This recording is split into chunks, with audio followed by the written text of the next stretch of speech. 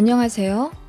이곳 게시판을 보니 이혼하신 분들이 많은데 저 같은 케이스가 좀 있는 것 같아서 저도 용기 내어 글을 한번 써봅니다. 저는 20대 후반에 잘못된 선택으로 성급한 결혼을 하여 1년간 전 남편과 시댁에 고통받고 이혼한 30대 초반 여자입니다. 저는 모니터를 제작하는 중견기업의 마케팅 담당 과장이고 전 남편과는 거래처에서 만났어요. 회식 겸 우연히 술 한잔하게 되었고 서로에게 호감이 생겨 바로 사귀게 되었습니다. 전 남편은 저보다 4살 많았고 저는 당시 28살이라 사귄 지 1년 좀 안 되어 결혼까지 하게 되었죠. 전 남편이 저를 놓칠까봐 전전긍긍하면서 빨리 결혼하고 싶다고 집에다가도 성화였어요. 시댁에서는 그런 남편에게 좀 더 사귀어보고 결정하라고 했고 사실은 저를 반대했다고 하더군요. 그런데 전 남편의 고집으로 시댁의 길을 꺾었고 저는 그렇게 결혼이 급하지 않았지만 전 남편의 저돌적인 프로포즈에 이 정도 사람이면 믿음직스럽겠다는 생각이 들어서 결혼을 진행하게 되었습니다. 저보고 돈 한 푼 안 가져와도 되고 몸만 오면 된다는 식으로 본인이 모든 걸 책임지겠다고 호언장담하며 결혼을 밀어붙였습니다. 제가 아무리 그래도 가전 가구랑 예물 예단은 정식으로 해야 하지 않겠냐고 했더니 전 남편이 화까지 내가며 안 그래도 된다고 하더군요. 그런 면에 보수적인 사람이었던 건지 아무튼 저는 겨우 신혼여행비만 내며 결혼했어요.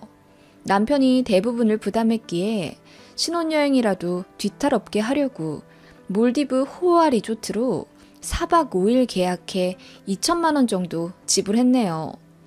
금전적인 조건이 아니더라도 전 남편은 굉장히 성실한 편이라 업계에서도 인정받는 능력남이었고 저한테도 참 잘했습니다. 여자 관계도 아주 깨끗했고요. 그런 점에서 괜찮은 남자라 느꼈기에 결혼을 결심한 거였죠. 저는 사실 남편에 비해 외모만 괜찮은 편이었지 다른 스펙들은 별로였어요. 남편 연봉은 6천이 넘었는데 저는 3천 조금 넘기도 했고 친정아빠는 돌아가시고 엄마만 계시는데 아빠가 남긴 유산으로 노후 대비를 하셔야 하는 상황이라 집이 그렇게 여유롭진 않았습니다. 이런저런 걸로 따지면 제가 많이 모자란 결혼이긴 했죠. 시댁은 어찌됐건 서울에 40평대의 아파트도 있었고 시어머니가 강남에서 큰 식당을 하시는 나름 자산가라고 하셨거든요. 시아버지는 일 안 하셨고요. 이런 조건이었고 남편의 푸시 때문에 순식간에 결혼을 진행하게 되었어요. 지금 생각하면 너무 급하게 하긴 했네요. 시댁도 제대로 파악하지 못한 채 상견례까지 진행됐었거든요. 시댁, 아니 시어머니에 대해 제대로 알게 된 건 상견례였습니다. 시어머니는 마음에 안 든다는 표정으로 저와 저희 어머니를 맞으시더군요.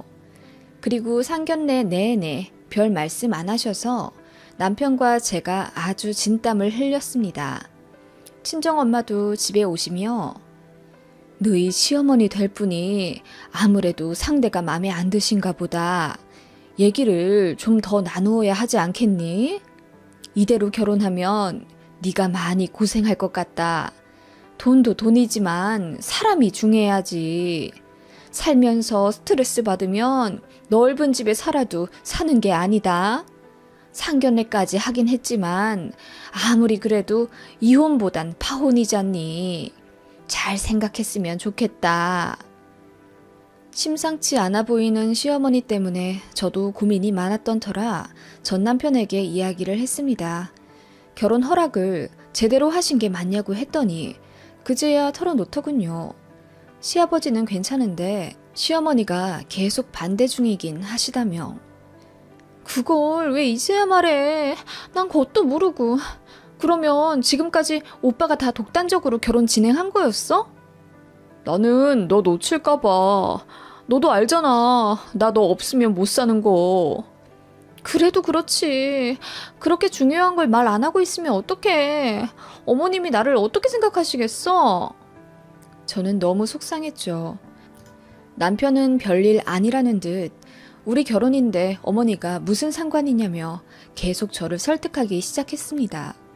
워낙에 본인을 아끼시는데 갑자기 결혼한다고 하니 속상해서 저러시는 거라며 결혼하고 시간 좀 지나면 본인에게 하듯이 인자해 주실 거라며 저를 계속 안심시켰어요. 뭐 당신은 시어머니도 무뚝뚝한 정도였지 저에게 날카로운 독설을 하거나 안 좋은 행동을 하신 것도 아니었거든요. 그런 이유와 정신 못 차릴 정도로 급하게 진행하는 남편 때문에 어영부영 결혼은 진행되었습니다.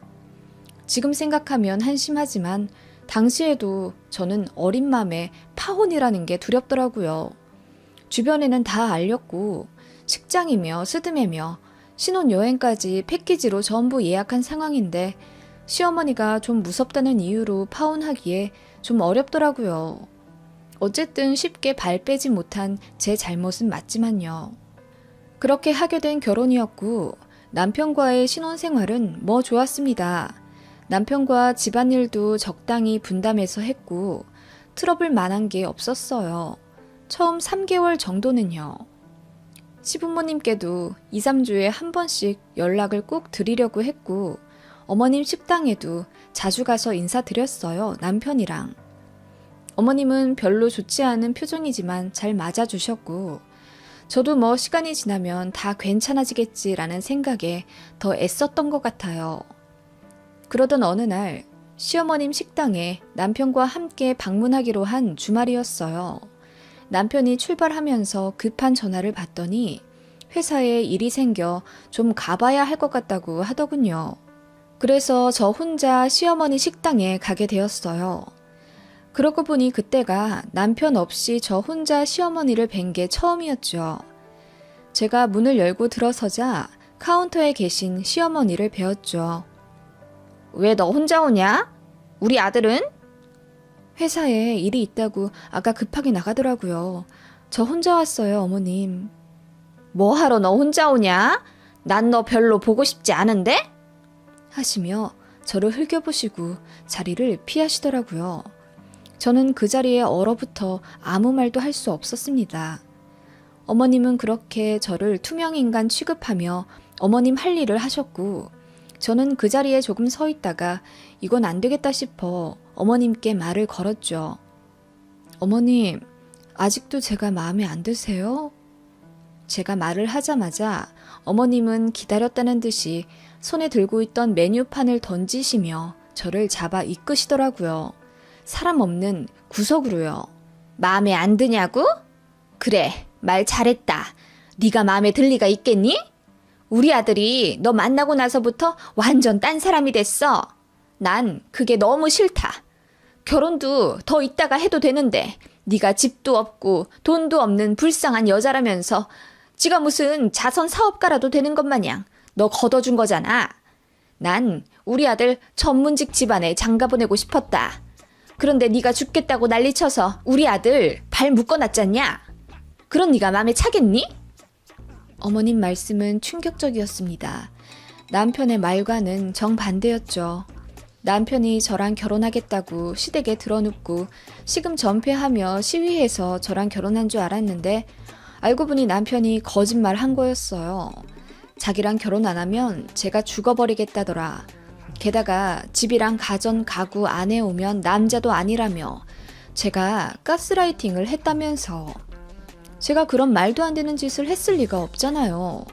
그래서 시어머니께 아니라고 해명했지만 어머님은 듣지 않으셨죠. 그대로 뛰쳐나왔습니다. 남편에게 전화 걸어 이 사실을 다 밝히니 당황스러워하면서 미안하다고 하더군요. 저랑 결혼은 하고 싶은데 집에서 계속 반대를 하니까 그냥 그렇게 대충 둘러댄 거였다면서. 진짜 황당했고 남편에게 큰 분노가 생겼습니다. 그때 남편이랑 처음으로 크게 싸웠네요. 남편은 끝까지 지가 뭔 잘못을 했는지도 몰랐고 결혼했으면 됐지 않냐면서 다 지나간 일 뭐하러 자꾸 들추냐고 했죠. 시댁에서 하도 반대를 해서 어쩔 수가 없었다면서.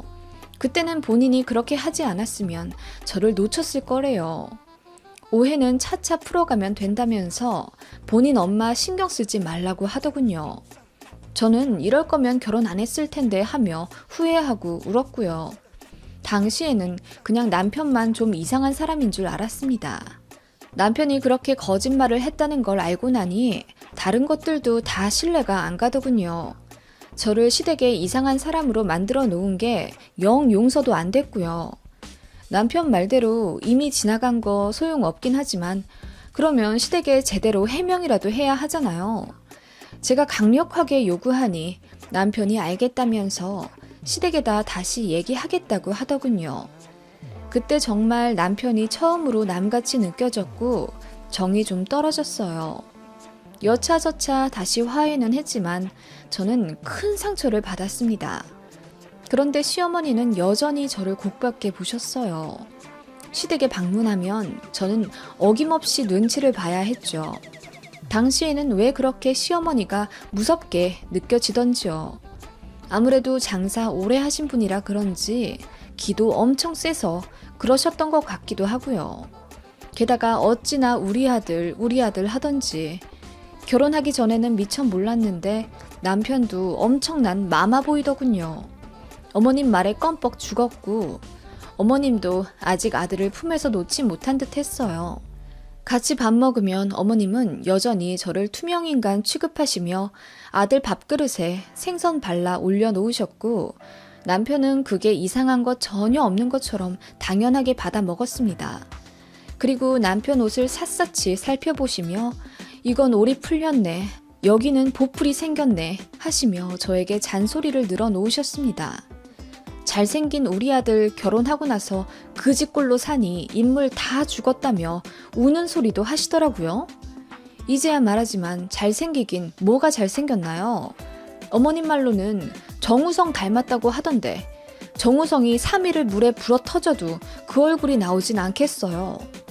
그냥 아들 사랑이 좀 유별나신가 했지만 날이 갈수록 도가 지나쳤고 제 길을 죽이려고 하시는 게 느껴졌어요. 당연히 싫잖아요. 그런 모습에 제가 시댁 가기 싫다고 몇 번 뻐겼고 그게 빌미가 돼서 남편이랑도 조금씩 사이가 어긋나기 시작했습니다. 한번 크게 불붙었던 싸움은 작은 불씨만 붙어도 금세 활활 타올랐고 그렇게 일주일에 한 번은 크게 싸웠던 것 같아요. 남편은 어느 순간부터 의처증 끼도 보이더라고요. 그전부터 제가 회식한다고 하면 별로 마음에 들어 하지 않았는데 결혼하고 나서부터는 저희 회식 참여자가 누구인지 명단을 다 제출하라고 할 정도로 제가 사적으로 누굴 만나는지에 엄청 신경 곤두서더군요. 하물며 회식 장소를 검색하더니 그 고깃집의 알바생들이 전부 20대 남자라던데 거기 안 가면 안 되겠냐면서 회식 장소라도 변경하라고 조르더군요. 저는 일개 직원이고 거기 팀장님도 계신데 이미 정해진 걸 어떻게 바꿉니까? 제가 절대 안 된다고 하자 알겠다고 하더니 그날 회식 장소에 떡하니 전 남편이 나타났어요. 어이가 없더라고요. 너무 창피했고요. 전 남편이 지 친구 하나 데리고 저희 회식 테이블 옆에 자리를 잡았고 팀장님이 남편도 왔는데 테이블 합치자고 해서 그날 같이 먹었네요. 2차 가기로 했는데 남편 때문에 가지도 못했고요. 그날 다른 계열사로 옮기신 상사 중에 고마운 분이 오랜만에 오셨고 저도 내년 상반기에 그쪽으로 갈 수도 있어서 정보를 많이 듣고 싶었는데 남편 때문에 다 망쳐버렸습니다. 너무 열받더라고요. 내가 하는 사회생활은 다 하찮아 보여? 내가 남자 만나니? 일로 회식하는 거잖아. 때려쳐. 난 너 남자들이랑 섞여서 일하는 거 못 보겠어. 뭐? 하물며 알바생들 다 남자라고 딴 데 가라고 하더니 진짜 의처증 있는 거 아니야, 오빠? 의처증? 너 말 다 했냐? 내가 그만큼 너를 사랑한다는 증거잖아. 남편은 말도 안 되는 논리로 빡빡 우겨가며 저에게 퇴사를 종용했고 저는 그것 때문에 스트레스를 많이 받았습니다. 남편이랑 이렇게 사이 안 좋은 걸 어떻게 아신 건지 시어머니가 어느 날 전화를 하시더군요. 너 요즘 우리 아들이랑 많이 싸운다면서? 어떻게 한 결혼인데 이렇게 매일 싸워서야 되겠니? 어머님, 저도 싸우기 싫어요. 그런데 재훈 씨가 그래, 얘기 듣긴 들었어. 네가 이상하긴 하더라. 그 남자만은 부서에 굳이 악착같이 붙어있는 이유가 뭐야? 너 무슨 꽃뱀 같은 그런 거니? 꽃뱀이요? 어머님, 말씀이 너무 지나치신 거 아니에요? 제가 꽃뱀이라뇨. 그게 아니면 뭔데? 쥐꼬리만한 월급이 뭐가 중요하다고. 마음에 안 드는 짓만 골라서 하는구나 너는. 너만 아니면 우리 아들 약 사며 회계 사며 선불 아가씨들 많았는데 지금 재혼해도 여자들 줄 설 텐데 그 자리 잘 지키려면 우리 아들이랑 잘 좀 살아라. 웬만하면 여자가 좀 숙일 줄도 알고 그래야지. 하여간 마음에 안 들어. 어머님은 그렇게 본인 하실 말만 해놓고 전화를 끊으셨어요. 저는 그 전화를 받고 분통이 터져서 죽겠더라고요. 그래서 뭐 또 싸웠죠, 남편이랑. 제가 짐 싸서 나가겠다고 했어요. 시간을 좀 갖자고. 그랬더니 울고불고 바짓가랑이를 잡으며 본인이 잘못했다고, 시댁이랑도 인연 끊겠다고 하는 걸 제가 믿지 못하겠다고 했더니 그 자리에서 시어머니께 당장이라도 전화 걸려고 액션을 취하더라고요. 제가 아무 말 안 하고 지그시 바라보니 제 눈치를 보면서 정말 걸어? 나 정말 엄마한테 전화해? 이러더라고요. 어이가 없어서 그래, 해봐. 연 끊겠다고 말씀드려봐 어디? 했더니 우물쭈물 하더니 전화를 정말 걸긴 걸더라고요. 응, 아들, 이 시간에 웬일이야? 엄마. 남편은 제 눈치를 보며 아무 말 안 하더군요.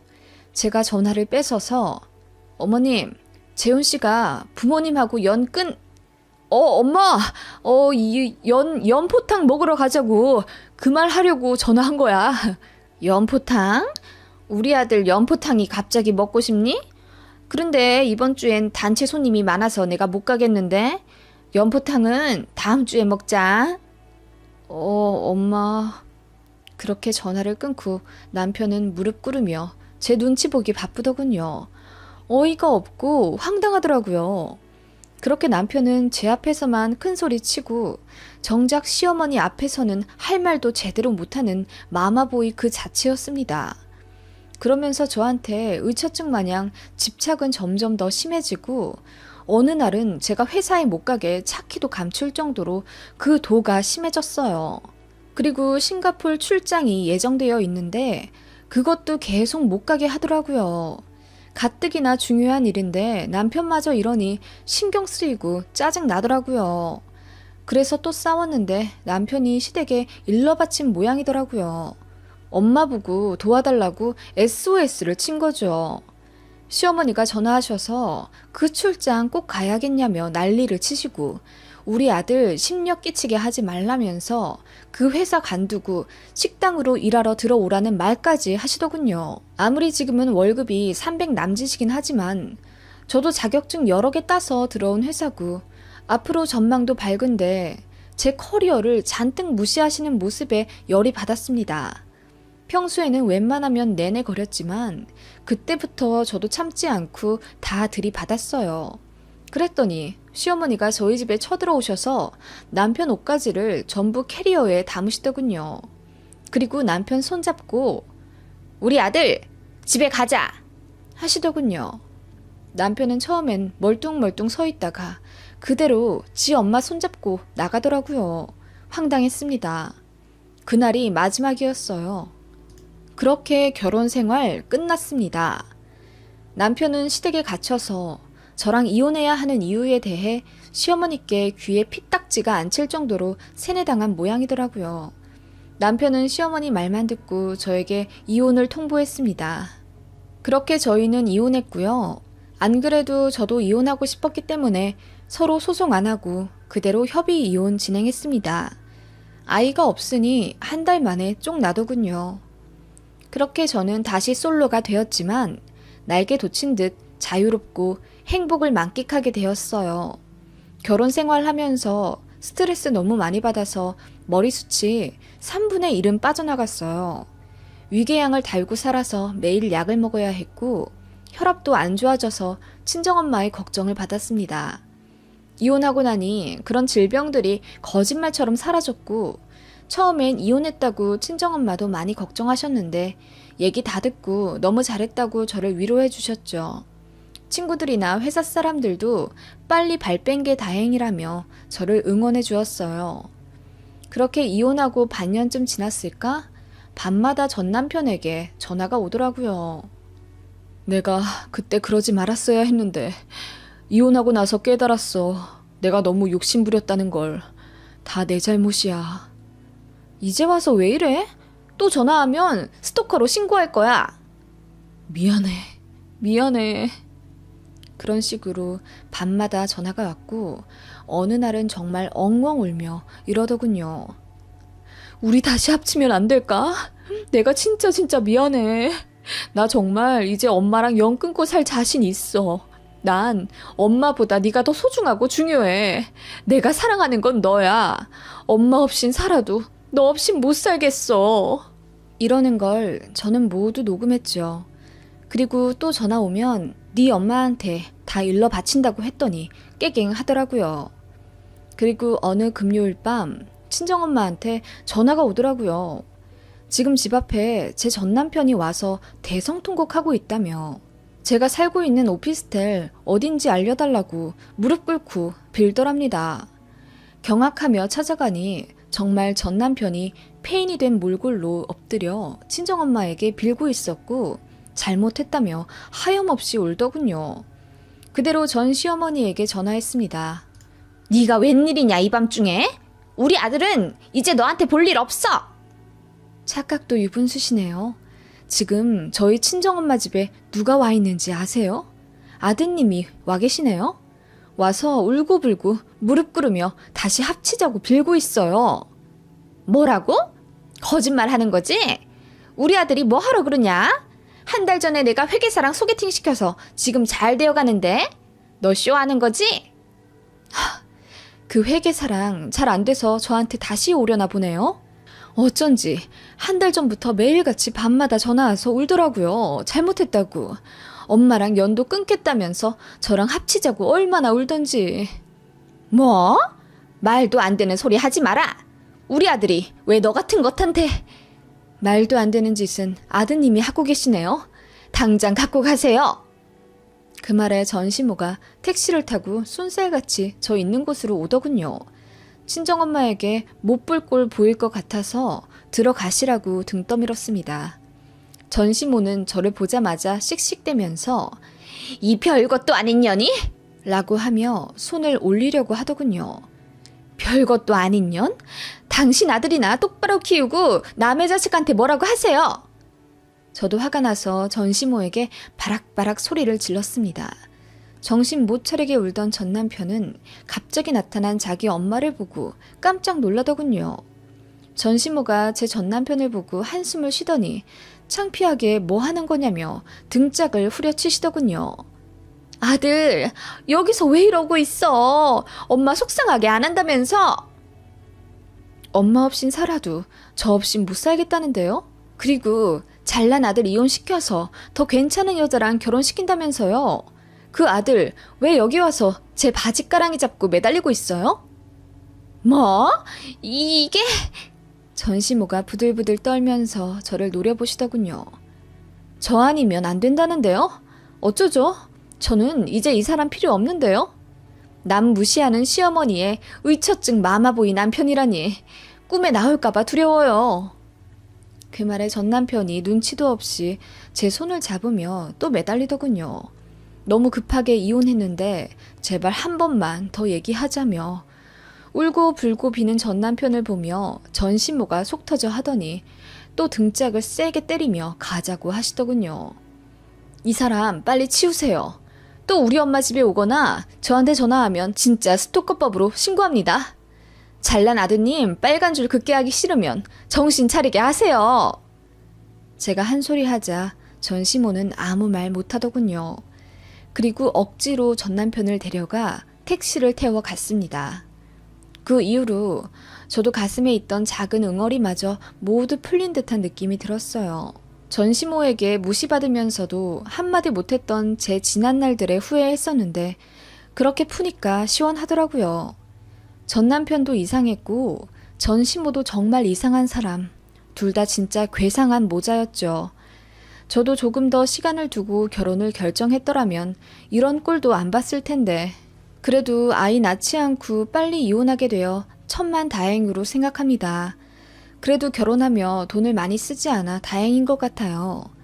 2천만 원으로 몰디브 갔던 건 어찌됐든 좋은 추억이고요. 제가 나이가 아직 많은 편도 아니다 보니 사람 보는 눈이 더 생길 때까지 결혼은 생각지 않으려 하고요. 지금 회사에서 승승장구하며 능력을 더 키워보려고 합니다.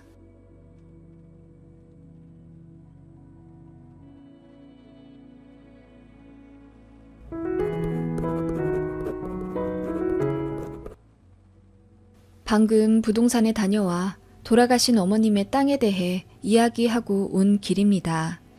남편과 오는 길 내내 초코파이 봉지를 만지작거리며 눈물 흘렸네요. 못된 시누이 때문에 마음고생 많이 하다 가신 시어머니. 그동안 참 별일이 다 있었죠. 남아있던 속상한 마음 훌훌 털어버릴 겸 글을 한번 써봅니다. 저는 결혼한 지 20년이 넘은 중년의 부부입니다. 산전수전을 다 겪고 이제는 남편과 인생의 동반자, 그 이상의 절친한 친구 같은 느낌이 들 정도로 서로에게 충실히 하며 살고 있습니다. 남편에게는 누나가 있어요. 아니, 있었다고 해야 할까요? 지금은 연을 끊었으니까요. 시누이는 제가 아는 사람 중에서 가장 인성이 고약한 사람이었습니다. 같은 배에서 나온 저희 남편은 심성이 참 곱고 바른 데에 반해 시누이는 개차반으로 자라난 걸 봐서 아마 태어날 때부터 그런 사람이었나 봅니다. 아주 어린 시절부터 사고란 사고는 다 치고 다녔다고 하니까요.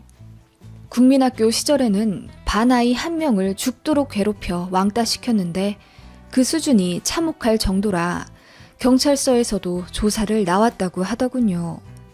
어린 미성년자라 조사 정도로만 그쳤지만 시어머니는 그 일로 동네에서 얼굴을 들고 다닐 수가 없었다고 해요.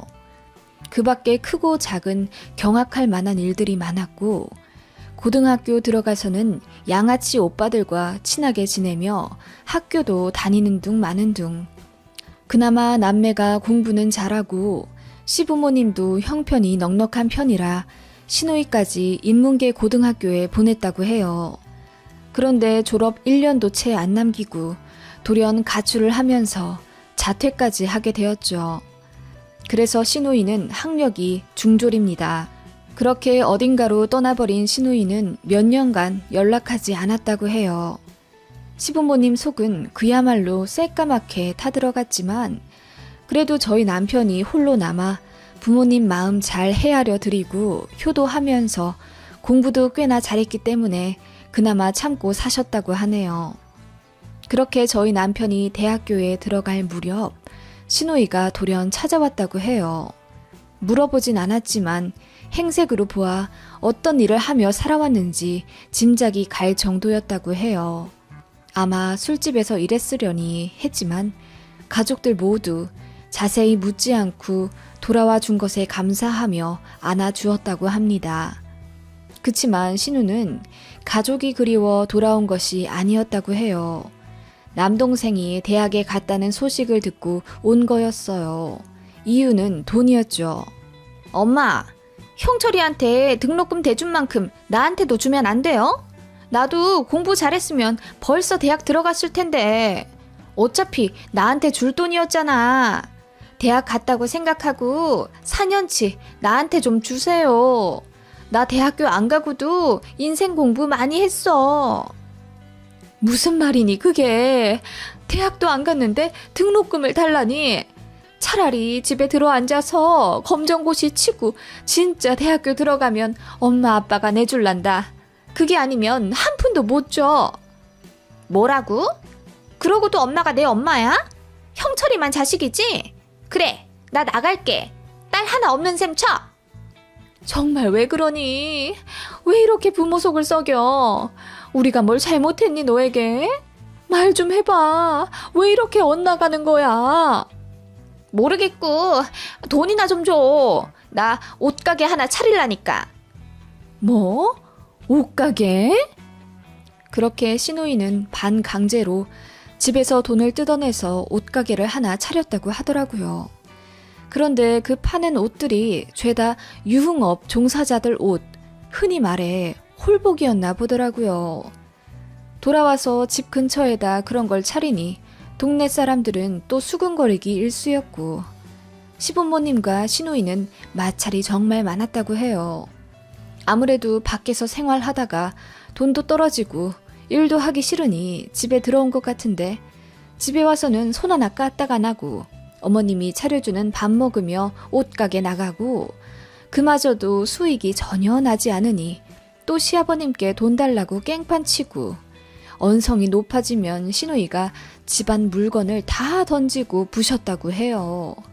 어느 날은 정말 위험한 행동까지 하며 119도 불렀다고. 그 정도로 막 나가는 시누이였고, 시어머니는 눈물이 마를 새가 없었답니다. 시아버지도 너무 스트레스 받으셨는지 안 드시던 술을 매일같이 드시다가 시누이가 집에 돌아온 지 5년 만에 갑자기 돌아가셨다고 해요. 사인은 심장마비였지만 모든 친척들이 신우를 향해 손가락질했고 아빠 죽인 년이라며 울부짖었어요. 저희 엄마만 신우를 감싸줄 뿐이셨죠. 내가 아니면 누가 널 감싸니? 이제라도 정신 차리고 서로 기대면서 같이 잘 살자. 시어머니는 울면서 신우에게 말했지만 신우에게 씨알도 안 먹혔다고 해요. 누나, 이제 정신 차리고 뒤늦게 공부라도 하든지 해. 나도 곧 취직할 거니까 내가 누나 공부 뒷바라지 할게. 요즘은 조금 늦는다고 흠도 아니래. 공무원이라도 하자. 월급은 적지만 그래도 괜찮을 거야. 누나, 결혼도 해야지 이제. 어줍잖은 걱정할 거면 돈으로라도 내놔. 안 그래도 잘난 게 어디서 잘난 척하고 있어? 신우는 그렇게 남편이 몇 번이나 건넨 손을 뿌리쳤고 집을 나갔다 들어왔다 하며 망나니처럼 살았다네요. 그리고 아버님이 돌아가신 지 1년 후 신우가 집을 탈탈 털어 시아버지 부조금으로 들어온 2,100만 원과 시아버님 차키와 땅 문서를 가지고 야반도주를 했다네요. 그 땅은 지금의 경기도 하남시 미사 쪽이었고, 신우가 가져간 땅의 시가는 현재로 따지면 거의 30억은 되는 수준입니다. 그 큰 돈을 가져가서 잠적해버린 신우 때문에 시어머니는 머리를 싸매고 알아 누우셨습니다. 그때는 남편도 너무 분노해서 경찰 신고도 했는데 가족이라는 이유로 접수조차 안 되었다고 하네요. 당신은 그랬나 봐요. 그렇게 한순간에 많은 재산을 잃은 시어머니는 시아버지가 남기신 연금과 집 하나만 겨우 붙들게 되셨어요. 그때 저는 남편과 연애 중이었고 곧 결혼할 생각이었는데 시어머님이 땅 일부를 팔아 저희 신혼집을 해주려고 하셨거든요. 그런데 어머님 계획이 다 틀어져 버리니 엄청 속상해 하시더라고요. 저는 그런 시어머님께 다 괜찮다고, 혹시 괜찮으시면 저희가 어머님을 모시고 살아도 되겠냐고 여쭈었어요. 지금 생각하면 파격적이지만 저는 그때도 어머님이 너무 좋았습니다. 워낙 인자하시고 성품이 고우셨어요. 저를 정말 많이 아껴주셨고요. 그래서 남자친구의 어머니라는 생각보다는 제 돌아가신 엄마 같다는 생각이 들었어요. 그렇게 저희는 시어머님 댁에서 합가하며 신혼을 시작했습니다. 생각 이상으로 어머님과 사는 건 참 좋았어요. 맛있는 거, 좋은 곳 모두 함께 하면서 어머님도 잃었던 웃음을 되찾으셨죠. 거기다 저희가 아이 둘을 낳으면서 그야말로 정신없이 10여 년이 흘렀습니다.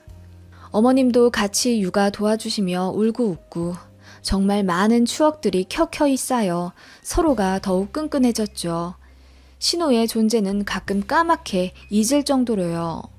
물론 시어머님은 가슴 한켠에 있는 아픔을 외면하지 못하셨겠지만요. 남편도 신우에 대해 아예 생각을 안 하려고 하는 것 같더라고요. 그렇게 저희 집에서 신우 혹은 고모는 암묵적으로 말하지 않는 단어가 되었습니다. 어머님은 저희와 살며 틈틈이 마을버스 타고 살짝 외진 시골로 가셔서 텃밭을 가꾸셨어요. 10평짜리 작은 밭인데 주로 마늘이나 파를 심으셨고 가끔은 보리도 심어 수확한 걸 일일이 볶아서 장에 내다 파시고 그 돈으로 저희 아들들 용돈 주시는 게 삶의 낙이셨습니다. 애들 등교하면 거기 가셔서 크게 노래도 틀며 따라 부르시고 기분 전환 하시는 것 같더라고요. 그 사이 우리 아들들은 다 커서 듬직해졌고 시어머니는 그 사이 많이 늙으셨습니다. 어느 날 어머님이 제 손을 잡으며 그동안 늙은이 챙겨주느라 고생 많이 했다고 하시더군요. 어머님, 무슨 말씀을 그렇게 하세요? 저는 엄마가 생겨서 좋았어요. 그런 서운한 말씀 마세요. 나도 네가 진짜 내 딸 같아서 좋았다. 네가 진짜 내 딸이라면 얼마나 좋을꼬. 그동안 참 고마웠다. 어머님, 왜 자꾸 과거형으로 말하세요? 어머님은 언제부턴가 자꾸 고맙다고 안 하고 고마웠다는 식으로 과거형으로 말씀하셨어요. 들으면 괜히 마음이 아려서 그렇게 말씀하지 말라고 했죠. 지금 그때를 생각해도 참 눈물이 나네요. 어머님은 직감적으로 어머님의 건강이 안 좋아졌다는 걸 느끼신 모양이었습니다. 그 이후로 얼마 되지 않아 어머님의 건강검진에서 폐암 진단을 받았고 저희 아들들은 물론이고 저와 남편 모두 집이 떠나가라 울었습니다. 어머님만 담담하실 뿐이었죠. 엄마, 초기니까 치료하면 오래오래 같이 사실 수 있을 거야. 요즘 의학이 얼마나 발전했는데. 일단 의사 말대로 빨리 스케줄 잡자. 네, 어머님. 제가 책임지고 간병할게요. 어머님 무슨 일이 있어도 다 낫게 해드릴게요, 제가. 그렇게 어머님은 입원하셨고 저희가 살뜰히 모셨습니다. 어느 주말 아들들도 문병 와서 모처럼 온 가족이 병실에 다 모였던 어느 날 누군가 찾아왔더라고요. 자세히 보니 신우였습니다. 아니 누나가 여길 왜 찾아와? 왜? 또 돈 떨어졌어? 남편의 살기 어린 표정에 신우가 잠시 움찔하더니 저희는 쳐다도 안 보더니 우리 아들들을 보고 화색이 돌며 조카들이 언제 이렇게 컸냐며 웃고 놀라워하더군요. 무슨 사이코패스인 줄 알았습니다. 내가 니들 고모야. 인사해야지. 어디서 멀뚱멀뚱 쳐다만 보고 있어. 그 말에 애들이 어리둥절해 하다가 일단 고개 숙여 목례하더군요. 제가 소리 지르며 여기가 어디라고 찾아오시냐고 했습니다. 그 말에 신우가 콧방귀를 한번 뀌더니 이러더군요. 우리 엄마가 연락했어요. 엄마 아프시다면서 죽기 전에 한 번만 봤으면 좋겠다고 하셔서 내가 바쁜 일 미루고 여기 왔는데 아무도 날 안 반기네? 우리 엄마가? 엄마, 누나한테 연락했어? 그 말에 어머님이 고개를 숙이며 눈물 지으시더군요. 사실 몇 년 전 주변에 물어물어 신우의 연락처를 알게 되셨답니다. 그냥 간직만 하고 연락하지 않고 있었는데 어머님의 폐암 진단에 그래도 하나 있는 딸이니 얼굴이 보고 싶으셨던 겁니다. 그 마음은 이해가 갑니다. 4배 아파 낳은 자식인데 아무리 사고치고 살았다 한들 어떻게 평생 모른 척하며 사시겠어요. 가뜩이나 돌아가실 수도 있는 상황인데. 신우는 그렇게 10수년 만에 돌아와선 자기가 어떻게 살았는지 무용담을 늘어놓더군요. 돌아가신 시아버님 재산을 가져간 것에 대해 일말의 죄책감도 없는 것 마냥요. 그 돈 가지고 좀 불리다가 그것도 어느 순간 다 부질없게 느껴지더라고. 그래서 다 기부하고 지금은 동해 쪽에 작게 카페 하나 하고 있어. 기부?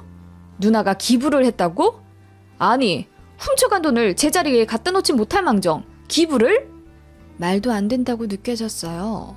그래서 제가 말했죠. 기부하실 리는 없을 텐데 혹시 도박하셨어요? 제 말 한마디에 신우가 움찔하더니 파르르 떨며 저한테 손가락질하며 언성 높이며 미친 듯이 소리 지르더군요. 네가 뭘 아냐면서. 그거 보고 확신했죠. 안 그래도 망나니로 살았는데 도박으로 다 잃었구나 싶어서. 그때 아들들은 밖으로 내보내서 망정이지 진짜 못 볼 꼴 보일 뻔했습니다. 그렇게 아픈 시어머니 앞에 두고 저희는 언성 높여 개싸움했습니다. 정신 차리고 나니 죄송하더군요. 그렇게 시누이는 엄마 얼굴 잠깐 보고 돌아갔습니다. 어머님은 그날 이후로 기력이 더 없어지셨고요. 엄마, 누나한테 연락했으면 나한테 먼저 말을 해줘야지. 미안하다. 그래도 정신 좀 차린 줄 알았는데 여전히 그 모양으로 살았나 보구나. 내가 미안하다. 아니야, 엄마. 엄마 마음 이해해. 네, 어머님. 저도 이해해요. 치료에만 열중하세요. 어머님은 저희에게 미안하다며 우셨어요. 그렇게 어머님이 입퇴원을 반복하며 치료에 열중하는 동안 신우는 툭하면 찾아오곤 했습니다. 저희 집까지 따라와서 장롱도 열어보고 제 화장품도 샅샅이 살펴보더군요.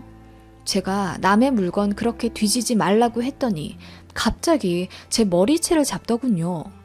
그 바람에 한순간에 집이 아수라장이 되었고 남편이 급히 막아 심한 몸싸움까지는 안 가게 되었습니다. 미친 거 아니에요? 뭘 잘했다고 내 머리채를 잡기는! 저도 열받아서 지지 않고 한 소리 했고 신우는 특유의 독한 살기로 저를 죽일 듯이 노려보며 제가 까분다고 하더군요. 정말 구제불능 그 자체였습니다. 신우는 아마 저희가 얼마나 돈을 모아놨는지 궁금했겠죠. 저희 남편이 대기업 다닌 지 오래되었고 평수도 꽤 넓으니 비빌만 하다고 생각했나 보더라고요.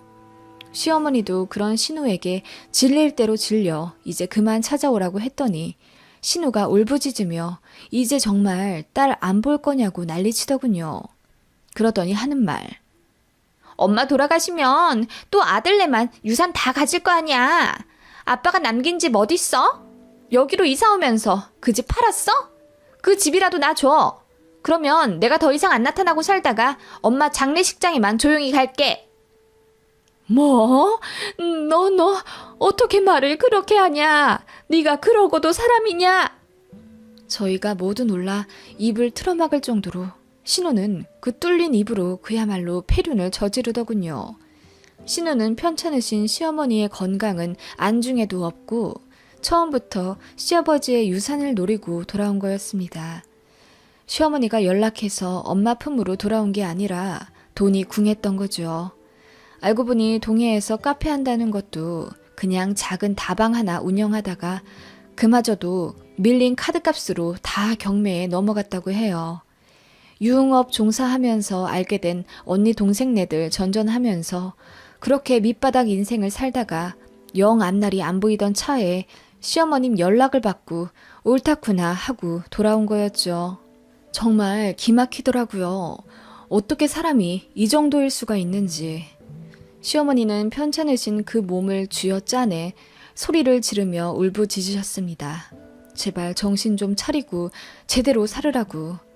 하나 있는 남동생네한테 폐를 끼쳐서야 되겠냐고 우셨어요. 그 모습에도 눈 깜짝 안 하는 괴물 같은 신우였습니다.